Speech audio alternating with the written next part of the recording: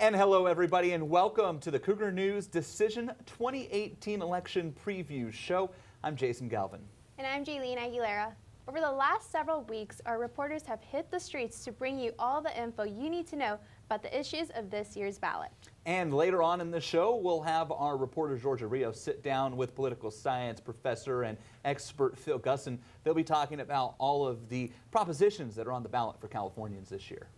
But first, for new voters ready to voice their opinions on things that may not go as planned, as they like their first time around the polling booth, Cougar News reporter Luis Villa runs us through the voting process to clear up any confusion. As November 6 comes near, it's almost time for Americans across the country to participate in the democratic tradition of casting their ballots. But for many young first-time voters at College of the Canyons, the voting procedure can sometimes be a bit confusing. I went to the polling location and they said I wasn't on their list. They said I was supposed to send in my ballot like 2 weeks earlier. This can be especially true with the several different ways available for students to place their vote. But the main way to get your ballot counted is through the good old process of going out to a polling booth. After you've made sure that you're registered to vote, the next step is to locate your polling place. This can be done by visiting lavote.net/locator. Then it's as simple as showing up on election day between 7 a.m. to 8 p.m. to vote.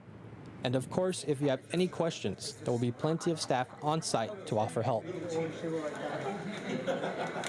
But what if you missed the registration deadline? Luckily, there's still hope, thanks to conditional voter registration. By visiting the registrar's office in Norwalk, or one of the 10 designated weekend early voting sites in LA County, you will still be able to participate in the midterm election.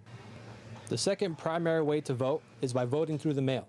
This process is more time efficient than going to a polling booth, but to those of you who have not signed up to vote by mail yet, applications must be received by the October 30th deadline. When you receive your vote by mail ballot, it will contain an official ballot, a secrecy sleeve with instructions, an I voted sticker, and a return envelope that will not require a postage stamp. Once your ballot is signed, dated, and ready to be cast, you can return them at polling places by 8 p.m. on Election Day, or mail them so that they are postmarked on or before Election Day. They must be received no later than 3 days after the election. And that's all there is to voting. So be sure to do your research and make your opinion heard for the upcoming midterm election. For Cougar News, I'm Luis Villa. And the 25th congressional district race between Representative Steve Knight and challenger Katie Hill has garnered national attention. Pundits have identified this race as one of the most likely to flip across our country. Cougar News reporter Bobby Block dives into one of the loudest races of 2018.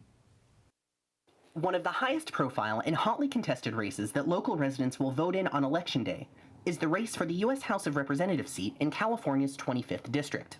Stretching from Palmdale in the north all the way to Simi Valley, the 25th district has a diverse population that is split almost evenly along party lines. Historically, it has voted consistently for Republicans since 1992. However, this year, the incumbent Steve Knight is facing significant opposition from Democratic challenger Katie Hill. With some polls showing the race is almost tied, both candidates have appealed to moderate voters in the hopes of picking up support outside of their party's traditional base. The vast majority of Americans are somewhere in the middle, but unfortunately they don't have a voice because the way that elections work in terms of the primaries and in terms of the media, it makes it seem like there are only these two sides that are so far apart. And I think districts like ours have the opportunity to show that that's not true. So that's not saying that I'm with the Republicans all the time, but it is saying I'm an independent thinker and we get things done bipartisan. Despite their strong appeals to the middle, the campaign has been contentious, with Knight focusing on his opponent's lack of political experience. She's saying I will be. I'm saying I have been. You've got a candidate that wants resistance and you've got a candidate that's got results. And Hill attacking his voting record. The actions speak louder than words, and Congressman Knight is with Donald Trump 99% of the time. And I don't agree with anyone 99% of the time. Knight, who has served in the House since his election in 2014, also likes to draw attention to his time in office, highlighting the work that he has done to help individuals locally. We had a doctor call us from the airport.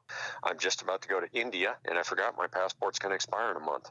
We got right on the phone, and on a Sunday, we got him his passport corrected. While Hill promises to work on reforming the tax and healthcare systems as well as getting corporate money out of politics. I think people are ready for a change, ready for new voices. They're ready for leaders that know that we have to change things in a dramatic way to be able to actually affect the issues that matter the most to people here. The race has drawn national attention since Steve Knight holds positions on a number of important House committees, and a win for Hill could signal the beginning of a broader shift in the national political environment towards Democrats.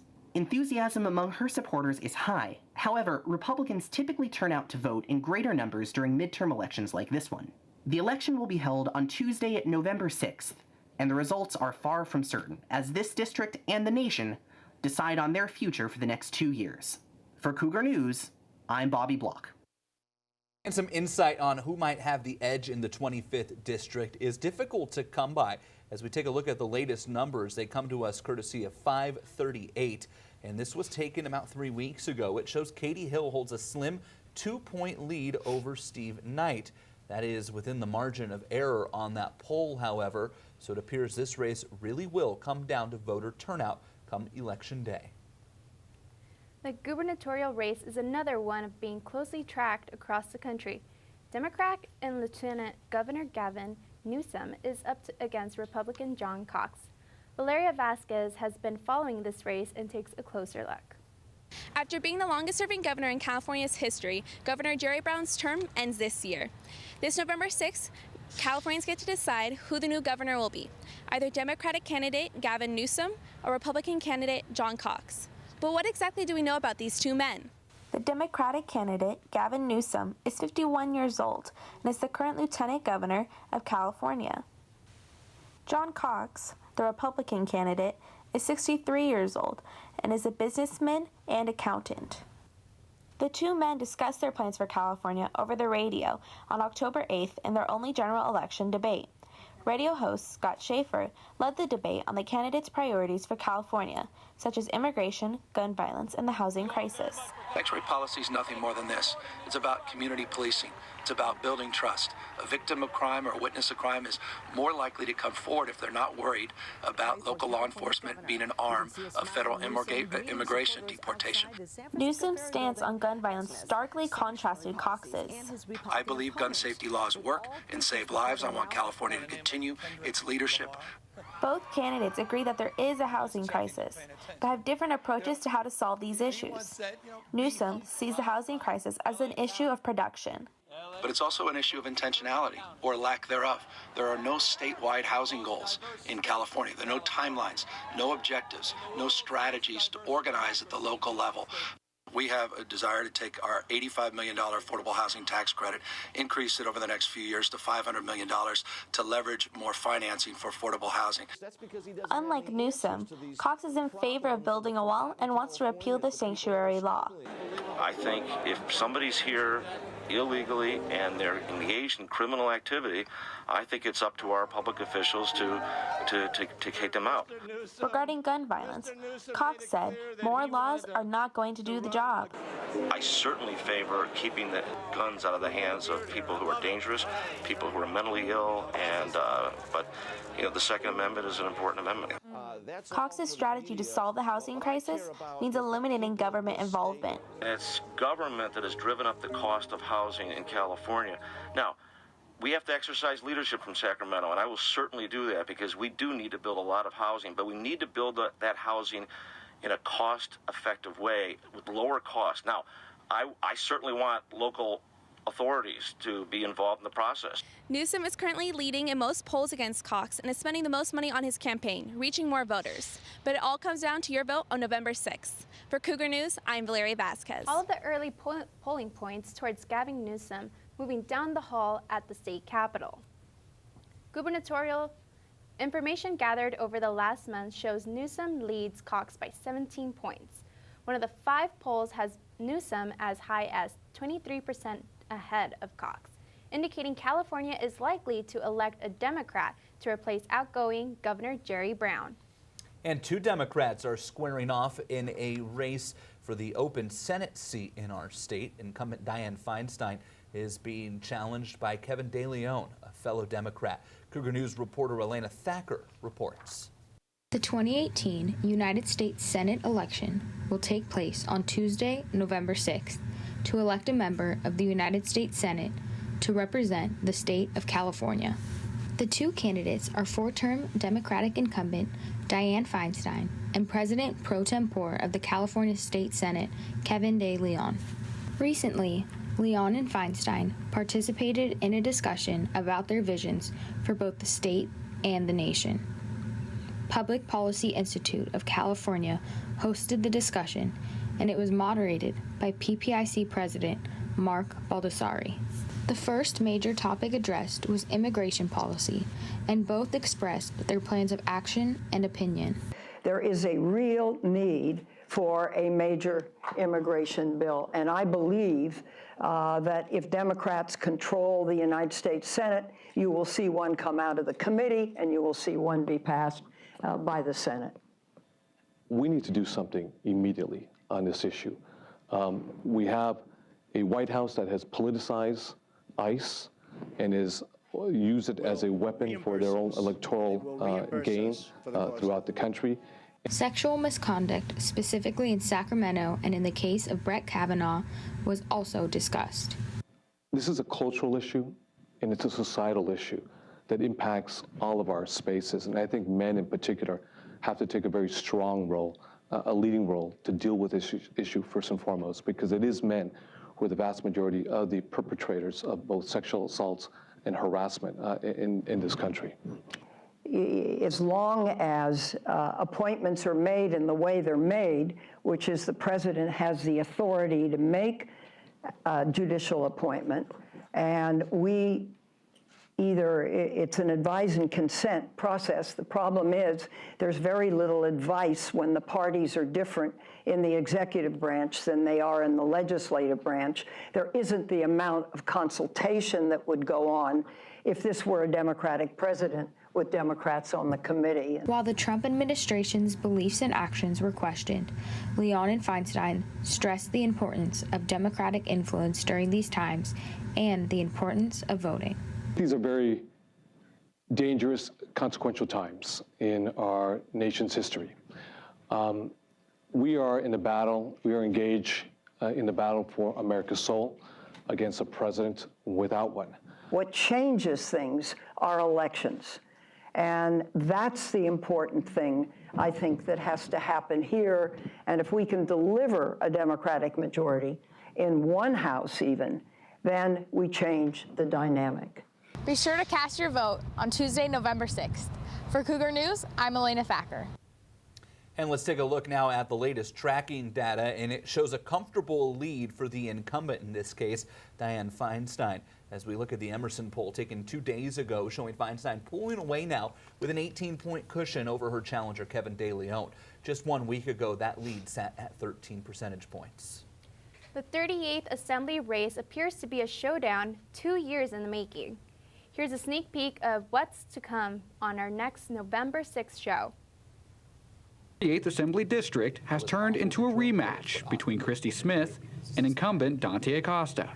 But 2 years later, a change in the political spectrum has evened out the playing field. $9 billion you've been overtaxed. We won't reduce your sales tax. Now we've increased your tax. The two mostly agreed on several issues during a debate at College of the Canyons. Unfortunately, it didn't pass out of the Senate. That's not true. But where they squabbled Sorry, I had to interject. was over a bill for Porter Ranch residents impacted by the gas leak. When it comes to working the bill and actually ensuring the safety and security of those residents, getting members of your caucus to sign on, walking across the way and making sure that other senators signed on in a bipartisan manner, which you've been very proud to say that you do, that bill was so significant and so meaningful for those residents, and it absolutely should have been something you prioritized. I did. You know, I've been involved as a stakeholder in that process from day one. I worked in government and was at every meeting save one, since the very first time that disaster happened.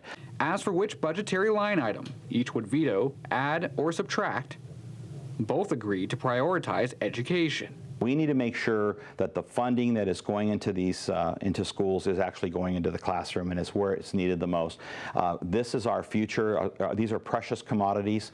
We know that when we all as voters supported Prop 98, it was intended to ensure that a healthy portion of the state's budget goes to support our kids from kindergarten all the way through college. Join us on November 6th for a deep dive into the race for the 38th Assembly District. And Los Angeles County Sheriff Jim McDonnell and his opponent Alex Villanueva are campaigning across Los Angeles County. Reporter Michael Estrada shares how each candidate believes they would handle the role of sheriff. 2018 sheriff race brings us sitting sheriff Jim McDonnell versus Alex Villanueva. For all their differences, they both seem focused on at least one similar goal: the relationship with the community. Alex Villanueva spoke in Glendale, answering the public's questions about cannabis, racial profiling, and concealed carry weapons, amongst other things. For starters, we have to relay the process involved and how we investigate the situation from start to finish. And we have to relay the process that we're going to take, how we're going to investigate it, how the district attorney's office has a forced shooting rollout team. They do their own independent legal analysis of the shooting, for example. And then our own department internally does their own investigation of the process to see if it was justified. Was it preventable, possibly? Is there things that we could have done better to prevent the outcome? So there's a lot of things we need to learn in this process. Sometimes it takes place in very contentious times. Like you said, if it's a controversial shooting, there's an issue of race or something that inflames the passions of a local segment of the community. It makes it a little harder to communicate. Sometimes someone captured a piece of it on a cell phone and that one runs around and it goes viral, for example, but we don't have the entire context of the incident. So the most important thing we can do is being a source of calm, explain how we're going to go about investigating the process, and what we can share public, we're going to share it immediately. We're not going to hide anything, and that's very important. We're not going to conceal information. We're actually going to provide it as soon as we can. Sitting Sheriff Jim McDonnell also engaged the public, going to the LA Sheriff Department's chili cook-off in Castaic. When I'm reelected, we're going to continue the reforms that we have put in place for the past 4 years. We've done a number of different things to increase transparency and accountability throughout our organization. It comes right down to it. We look for a lot of different things, but it comes down to competence, being able to do the job as well as it can be done, coming into the job with the right character, having a background that is clear, having a background that anybody could look at and you'd be proud of that. But then also today, more than ever, compassion. When you look at the challenges we face, we deal in the custody environment with roughly 1/3 of our population are dealing with serious mental health issues. So compassion has never been more important than it is today. We are in a people business, and it's critical that we treat it accordingly. We have a team right now that I am very proud of. We continue to try and be better tomorrow than we were yesterday. So we can never say we've achieved all we want to achieve. We're a work in progress, and we always will be. But we'll keep working hard to be better. Both focused on improving the department, with McDonnell praising his accomplishments and Villanueva challenging the actual results. So get informed, get involved, and go out and vote on November 6th. For Cougar News, I'm Mike Estrada. Ahead on this special election preview show, Cougar contributor Georgia Rios sits down with Professor Phil Gusson to discuss the various propositions on this year's ballot. And coming up, we'll have an inside look at the local races that affect you, the residents of the Santa Clarita Valley.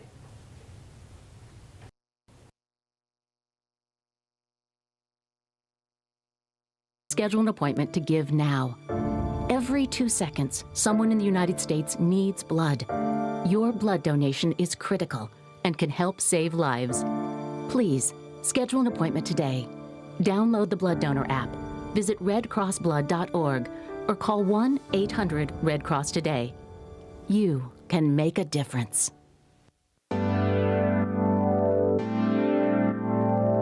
They've been very caring.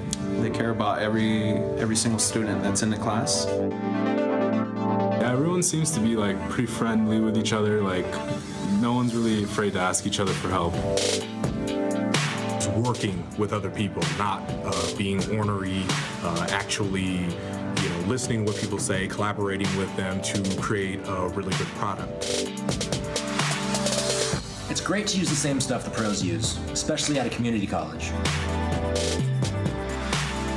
Hopefully we give them a pathway to have their creativity showcased. I've gotten a great education. I love the access to equipment. I've made lifelong friendships. I have great teachers.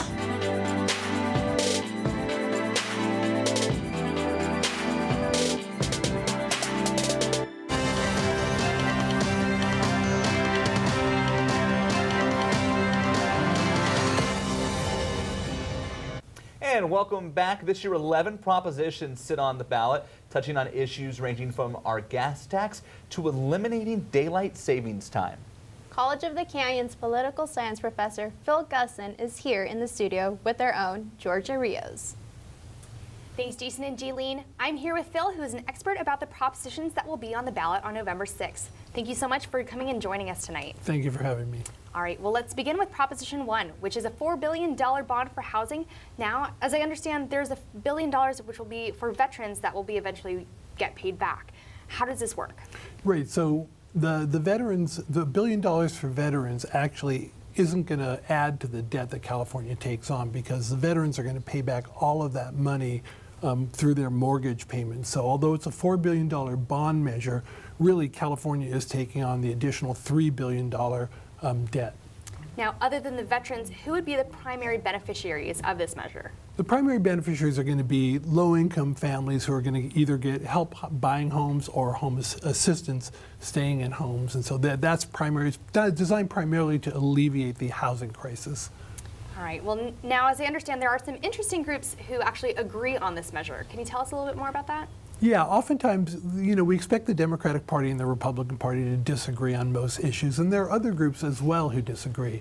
The California Chamber of Commerce is a pro-business group. The California Labor Federation is a pro-labor group, and oftentimes those two groups have different takes on issues. In this particular case, on Proposition 1, the Chamber of Commerce and the California Labor Federation are both endorsing it. Apparently both believe that it's good for business and it's good for labor.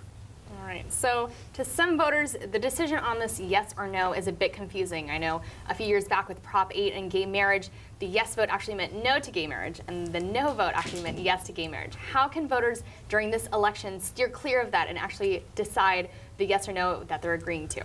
Well, in this case, we're actually lucky because of the 11 propositions on the ballot. It's pretty straightforward. A yes means a yes and a no means a no. So we don't really confront that kind of problem on this ballot, but I'm sure we will in the future. All right. Well, now let's skip to Proposition 5, which allows people above the age of 55 and the severely disabled to keep their assessed value of their homes if they decide to move. Can you explain to our viewers what that means?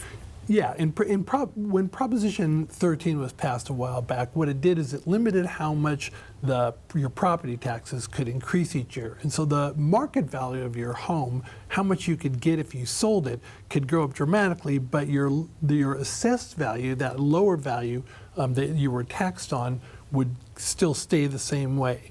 So it kept your assessed value lower than the market value of your home.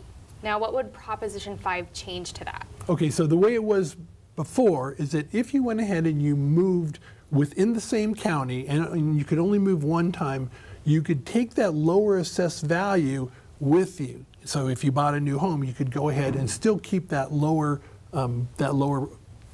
property tax with you. Now with Proposition 5, if that passes, somebody would be able to move anywhere in the state of California, and they could keep that lower assessed value with them, and they could move multiple times.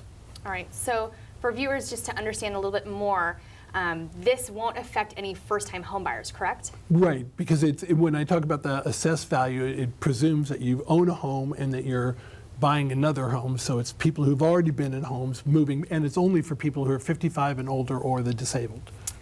So this proposition sounds like it would pretty much benefit everyone. What's the real drawback to this? Right, so there are never win-win things like this. What winds up happening is because our schools and a lot of our local services are paid through property taxes, what would wind up happening is if this passes, it would substantially decrease the amount of money that local governments are taking in through property taxes. And so what would result is there could be cuts in funding, like in particular for schools and other kinds of services. And so the state would have to decide whether or not it was going to like backfill and fill up that money that was lost. And if they did, then that would mean that other programs couldn't be paid for as well. So there is a cost to going ahead and doing this. Of course. Well, now on to a hot button issue people have been talking about is the ballot measure to repeal the 2017 gas tax. Now, if this measure passes, what would this do for the residents of the Santa Clarita Valley? Well, so obviously it would lower everybody's taxes. So what it would wind up doing is it would eliminate the gas taxes that were raised in 2017. And so there would be a 10 to 11 cent drop in the price of gasoline. So that would be the primary effect that they're going for. Now, as I understand it, it would change the way that transportation taxes can be raised in the future, correct? Right, absolutely. So right now the way it works is the state legislature can go ahead, if they want to raise transportation-related taxes, they can go ahead and do it by a 2/3 vote, and that they can do that on their own. If this proposition passes, what would happen is it would require not only a 2/3 vote from the state legislature, but if they did that, then it would have to go to the people, and the people would have to approve it as well. So it would be a two-step process to go ahead and get any transportation-related taxes raised. So now that you say that, this measure does sound like a win-win for everybody. What are the drawbacks to this? Okay, so it's exactly the same thing. There are no win-wins and things like that. What the gas tax did is it provided money for transportation-related projects, so fixing roads, retrofitting bridges, things like that. All these kind of projects that go ahead and build up our infrastructure to make it everything runs more smoothly. If there's a drop in the amount of revenue that's coming in, then a lot of the projects that are going on will have to be halted. One of the things I noticed while looking at this measure is that the California Chamber of Commerce actually opposed this measure, that they're typically very supportive of anything that lowers the taxes. Why are they recommending a no vote? Right, so the Chamber of Commerce is always in favor of lowering taxes. But again, because they understand that for businesses to function properly, they need to be able to get goods around efficiently. And so they're concerned about what the impact would be on our roads, on our infrastructure, if you go ahead and you eliminate these funds and you stop these projects. So it's an unusual situation where the California Chamber of Commerce is not in favor of something that would ultimately reduce taxes. All right, well, now changing direction a little bit. As I understand, if Proposition 7 passes, it changes nothing. Can you explain this, why to us? Yeah, Proposition 7 is really an interesting proposition. One of the interesting things about Proposition 7, and I've been researching these things for a long time, this is the only time I've ever seen a proposition where there's been zero money raised in favor of it and zero money raised to oppose it. So what Proposition 7 would do has to do with daylight savings time. And what it would do was it would allow the state legislature to go ahead and change over to permanent daylight savings time if they chose to do so by a two-thirds vote, but only if the federal government allowed it. So going ahead and voting in favor of this wouldn't necessarily change anything. It would just allow the state government to do it if the federal government would allow permanent daylight savings time, which is just means that when we spring forward, we would never spring back. It would just stay that way. And currently, right now, the federal government doesn't allow that as an option. All they allow for is daylight savings time, which is what we have now, and standard time, where it doesn't change. All right. Well, of course, we didn't get to cover all of the 11 propositions tonight. So if you want to learn more about the props we talked about and all of the other remaining ones, please go to cougarnews.com/decision2018, where Phil will go into further detail about all the propositions. Thank you, Phil, so much for sharing your expertise with us tonight. Is there anything else you would like to tell the viewers about going to vote on November 6th? No, just vote. Yeah, all right. Well, that's it for us. You can find more information about the propositions on cougarnews.com/election. Back to you, Jason and Jaylene. Thank you so much, Phil and Georgia. Still to come, we break down a very busy race for the 3 city council seats. And we will also take a look at each of the local school board elections happening here in Santa Clarita. In a home fire, can your family safely escape in 2 minutes? I heard my oldest son holler for mommy, and all I could see was smoke. The boys, we never really worked with them, I guess, on telling them what to do if there's a fire. We lost our child. We lost everything. Make sure you can safely escape a fire. Practice your 2-minute drill. Test your smoke alarms monthly. Make your plan today.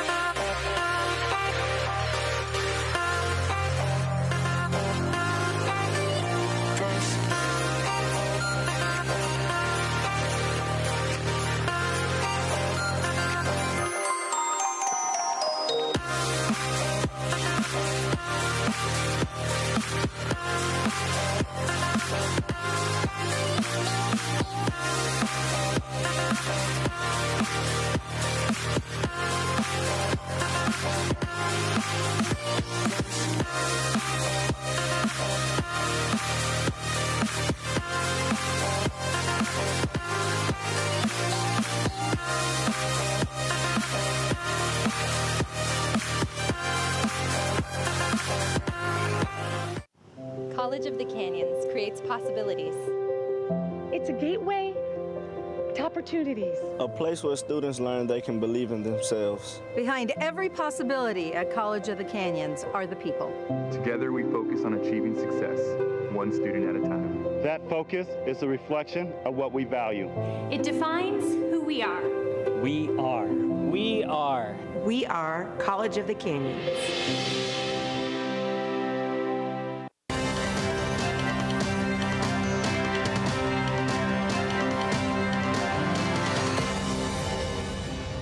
The competition is intense in this year's city council race. 15 candidates are vying for 3 open seats.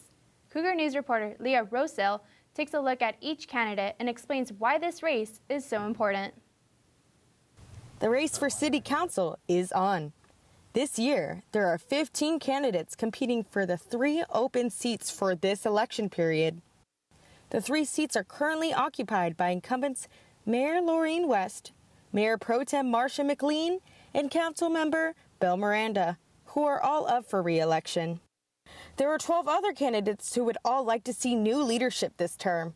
And with a larger number of people running, it is important to examine each candidate and what they stand for.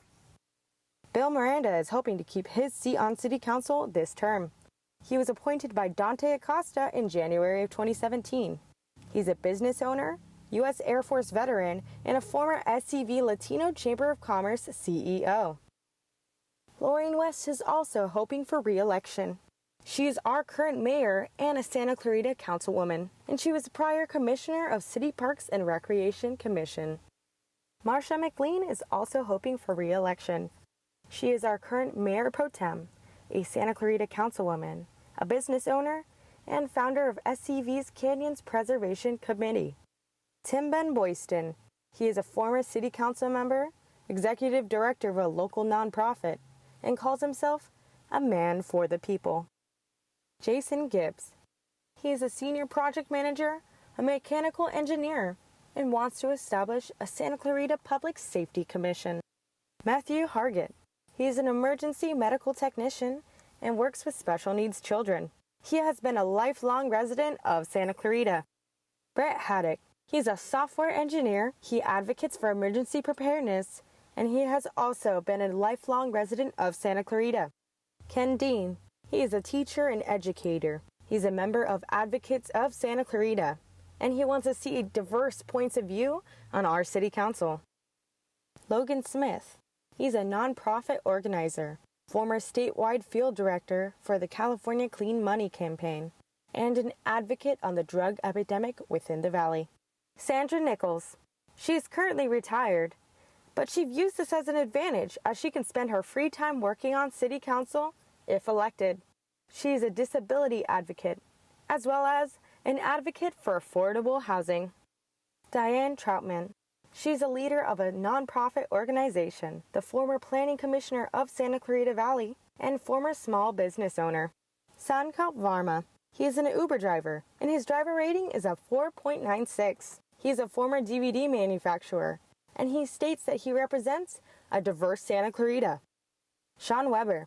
He is a business person with a technological background. He is currently the managing partner at Sedan Group and co-founder of Legal Knock LLC. Paul Wickercheck. Wickercheck is a postal carrier. He is running as an independent and wants change within City Council. Sherry Ortega. She is a business person, an investor, and a search engine marketing consultant. She is originally from the Philippines but is currently a U.S. citizen. It is vital that we all seek information on who and what we are voting for to ensure that we elect officials who will support what we would all like to see for our city. For Cougar News, I'm Leah Rossell. And Santa Clarita residents have plenty of local races to think about as well. The College of the Canyons Board of Trustees could have a different look come Election Day. Board Vice President Michael Berger is running unopposed in Area 1, which covers Castaic and the areas west of Interstate 5. But in Area 5, incumbent Joan McGregor, which covers Newhall, has a fight on her hands. Newcomer Anne Marie Bjorkman is looking to shake up the COC board. Here's reporter Noah Lubell. Joan McGregor has been a part of the COC's Board of Trustees for the past 25 years, and that includes 3 different turns as board president. She is in no mood to step aside and says there are challenges COC is facing that she wants to be a part of. I'd like to be able to continue to serve so that I can see the completion of the Canyon Country Science Lab buildings and the permanent buildings that are scheduled for the future for that site.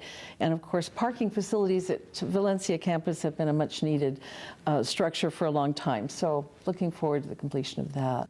McGregor says another top priority of the college should be safety. We have a safety plan revision that's coming to the board this fall, is my understanding, a presentation, which I hope will include updates on our cameras, our lighting, our security patrols, what they're doing, and our security department. We need to make sure that students feel safe on our campus. But keeping the campus safe is just a small part of McGregor's pitch. She says her hands-on approach at the college and being an active member of the community is a major reason to let her lead for another 4 years. I am involved in all of the events that go on at the campus. I think over my 25 years, I've been to at least one of every event. So it keeps you busy. But again, I think I have the value of bringing that experienced leadership. Meantime, Boys and Girls Club Board President Anne Marie Bjorkman is hungry to take on a new challenge. My reason for running really is to bridge the gap between the college actually and the kids. With me being a board president of Boys and Girls Club, it has been amazing, and it's my first love. But you know, these kids, they age out and we don't have any more access to them. Bjorkman admits she is new to the process, but is eager to be elected and represent a school both of her sons attended in the recent past. Right now, when people talk about, like, what are you going to change? I'm like, COC is amazing. COC is, you know, second to none. The thing that I would change, or not change, I think enhance, is really introducing COC to everybody else. There's so many things people don't know. When I'm talking to people about, you know, the workforce training and the certificate programs for these kids, and even just adults, not just kids, people are like looking at me like, oh, is this brand new? I'm like, no, it's not brand new. Both candidates have high praise for Chancellor Dr. Diane Van Hook, and both are supportive of faculty and staff. But both understand with a new funding formula coming in the near future, a raise for teachers could get tricky. Obviously, salaries and benefits, health benefits, are an important part of encouraging and keeping those quality teachers with us. But again, you have to look at the whole picture, the whole budget, and there's only so much money. I don't think there's been a time in 25 years I've said we have enough. You know, they really are, as Joan said, you know, they're in the trenches and they are 100% the meat and potatoes. If you don't have the very best, I mean, you really can't produce the very best students and the very best programs. So I believe that there are amongst the highest paid and should be in the state. For Cougar News, I'm Noah Lubell. On September 29th, the 7 candidates running for the 3 open seats in the Saugus Union School District made their pitch to voters.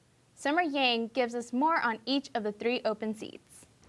While the country watches the result for the 2018 midterm elections stream in on November 6th, 7 Santa Clarita candidates running for a seat in one of 3 trustee areas will be waiting to find out if they will be voted in as a Saugus Union School District board member. The 3 candidates running for Saugus Union School District Trustee Area Number 1 explained how they would improve the school board. I think that's the key. If we can make those STEAM and robotics and technology, all this stuff, if we make it fun for them, then the kids are going to be engaged. Art component of the sciences and the engineering and the technology and the math really allows for technologists and scientists and mathematicians to explore new worlds in those fields. I'm also looking to bring sports and music and arts in a much more diversified way to our school system, because that nurtures a part of the brain that not only builds character, but it also expands the minds of our kids, and that's very important. Candidates from Saugus Union School District Trustee Area Number 2 shared their idea on how they believe that their extensive backgrounds in education could benefit the Saugus Union School District. I still look back at my institutional memory and my experience to be very helpful as we look at new leadership in our school district, as we navigate through all the challenges that are in front of us. I have taught at Canyon High School, Sierra Vista Junior High School, Hart High School, and I'm currently a history teacher at West Ranch High School. I view this as an opportunity to bring a teacher's point of view. Trustee Area Number 5 challengers talked about areas where the district could improve. But we also have a challenge in Saugus with funding. And what does that impact? It impacts classroom ratios. It really comes down to state funding. California ranks 41st in per pupil spending, and it needs to be higher. The candidates talked about education system, campus safety, population growth issues, their thoughts on charter school, and teaching foreign students English. The candidates talked about how to solve those issues and how to improve Saugus Union School District. This is Summer Yang for Cougar News. And there are 3 other school board elections happening in Santa Clarita this year. For the Newhall School District, there is no incumbent to defend their seat in Trustee Area 2. That leaves 1 spot open for the 3 candidates, Donna J. Rose, Larry Heath, and Liz Guardado. In the Hart School District for Trustee Area 2, we have incumbent Bob Jensen trying to protect his seat against challengers Chris Worthy and Donna Robert. In Trustee Area 5, incumbent Joe Messina defending against challengers Kelly Trunke and Jeff Martin. And that's all for us here in Decision 2018 Preview Show. I'm Jason Galvin. Thanks so much for joining us. For more information on everything that we covered here this evening, visit us online at cougarnews.com/election. And I'm Jaylene Aguilera. Remember to join us on November 6th for our live election show results, starting at 9 p.m. See you at the polls, Santa Clarita.